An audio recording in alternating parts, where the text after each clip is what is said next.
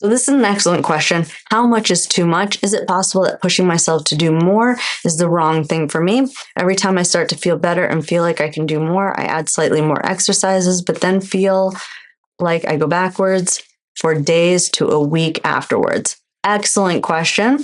So you always have to do a risk-benefit analysis when you're doing your exercises.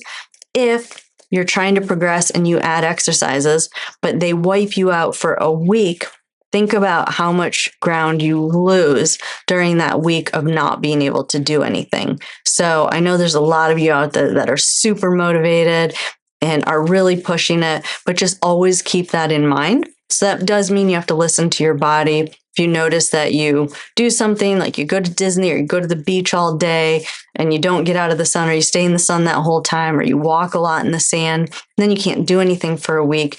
You just have to assess, is it worth it? Is it worth it because you get to spend time with family? Then I would say yes. But if you're trying to make progress and you're doing these other activities just to make yourself stronger, but you can't do anything for a week afterwards, then I would say it's probably not effective. My rule of thumb is that regardless of what you do, you should be recovered after a good night's sleep, meaning that by the next day, you should be able to do your normal activities. So if you normally get up, get dressed, take a shower, go to work, go run errands, clean the house, whatever, and you can't do any of that the next day because you're so sore, then that's too much. And then you just kind of have to find that balance of what can you do. You know, there is a trial and error period to this. So I wouldn't beat yourself up if you go a little bit too hard one day and you're wiped out, but then just know that you have to scale it back. So definitely listen to your body